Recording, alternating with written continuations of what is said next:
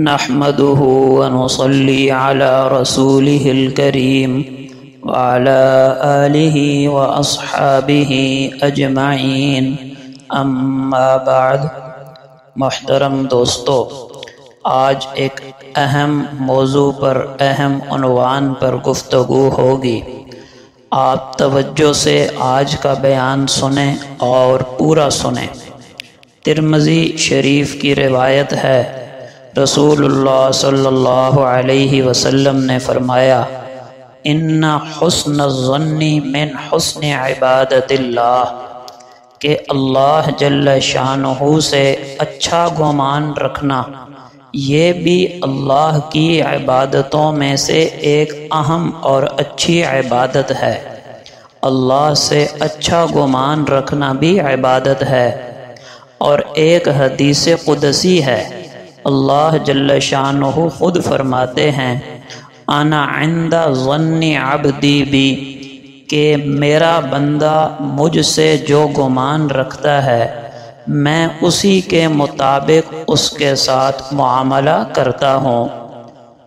اب یہ ضروری بات سمجھیں کہ اللہ سے اچھا گمان رکھنے کا مطلب یہ ہے کہ انسان اللہ کے فرائض اور احکامات اپنی طاقت کے مطابق پورے کرے، کبیرہ گناہوں سے اپنی طاقت کے مطابق بچے، اور جو کمی کوتاہی ہو جائے اللہ جل شانہ سے استغفار کرے، معافی مانگے، اور پھر امید رکھے اللہ تعالیٰ سے کہ انشاءاللہ میری یہ توبہ قبول ہوگی اور میرے اعمال اللہ کے ہاں ضرور قبول ہوں گے۔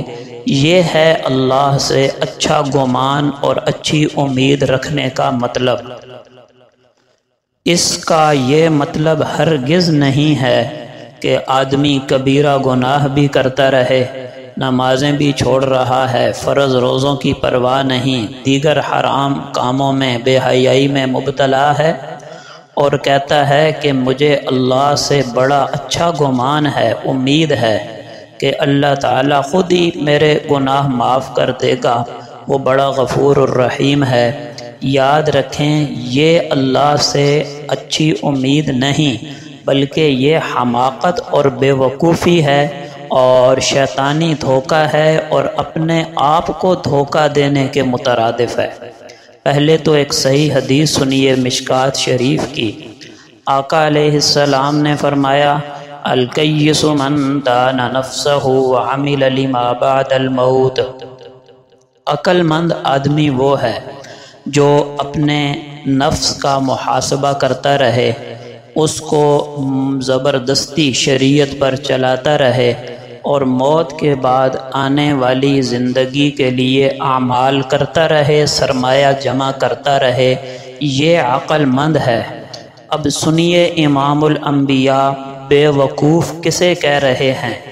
فرمایا، والعاجز من اتبع نفسہ ہواہا وتمنی علی اللہ، بے وقوف ہے وہ شخص، آقا علیہ السلام فرما رہے ہیں بے وقوف ہے، نادان ہے، احمق ہے وہ شخص جو اپنی من مانی زندگی گزارتا ہے، اپنی خواہشات والی زندگی گزارتا ہے، اسے اللہ کے احکامات کی، آقا علیہ السلام کی سنتوں کی کوئی پرواہ نہیں، من مانی زندگی ہے، لیکن وتمنی علی اللہ، اور اللہ پر امیدیں باندھے ہوئے ہے کہ جی اللہ آپ ہی مجھے معاف کر دے گا، میرے گناہ معاف ہو جائیں گے۔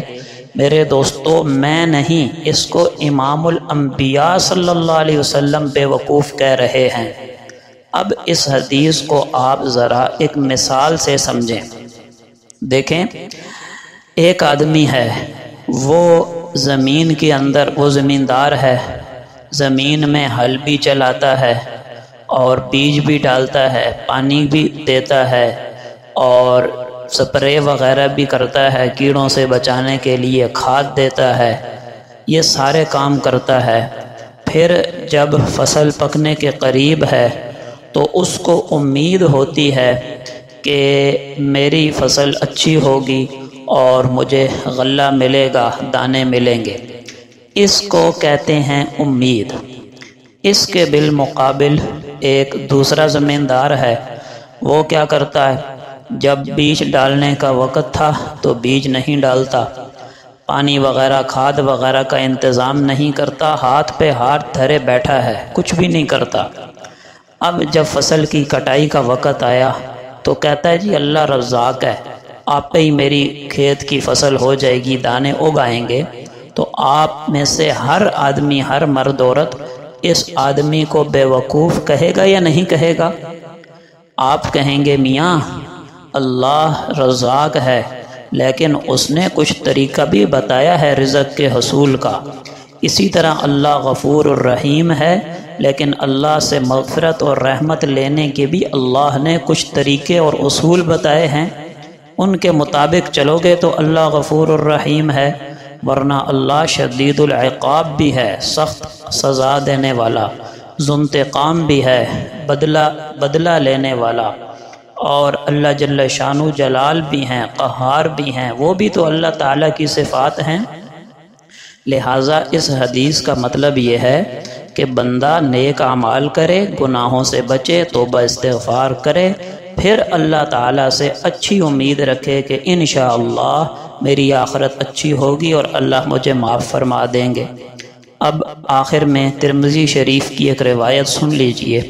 حضرت انس رضی اللہ عنہ کہتے ہیں کہ رسول اللہ صلی اللہ علیہ وسلم ایک نوجوان کے پاس تشریف لے گئے جو بستر مرگ پر تھا، یعنی مرض الموت میں مبتلا تھا۔ آپ صلی اللہ علیہ وسلم نے اس سے پوچھا کیسا محسوس کر رہے ہو؟ کہنے لگا یا رسول اللہ مجھے اللہ سے امید بھی ہے، لیکن ساتھ ہی ساتھ اپنے گناہوں کا ڈر اور خوف بھی ہے۔ آپ صلی اللہ علیہ وسلم نے فرمایا جس مومن کے دل میں ایسے موقع پر، یعنی موت کے موقع پر، یہ دونوں چیزیں جمع ہو جائیں، امید اور خوف، تو اللہ تعالیٰ اس کی امید پوری فرما دیتے ہیں، اور جس چیز سے وہ ڈر رہا ہے اس سے اس کو مامون اور محفوظ فرما دیتے ہیں۔ تو ایک مومن کے دل میں جہاں امید ہوتی ہے وہاں خوف بھی ہوتا ہے۔ تو اللہ سے اچھا گمان رکھنا عبادت ہے، دعا ہے کہ اللہ پاک ہمیں، آپ کو، ہر مسلمان کو یہ عبادت بڑھیا طریقے پر ادا کرنے کی توفیق عطا فرمائے۔ وما علینا الا البلاغ۔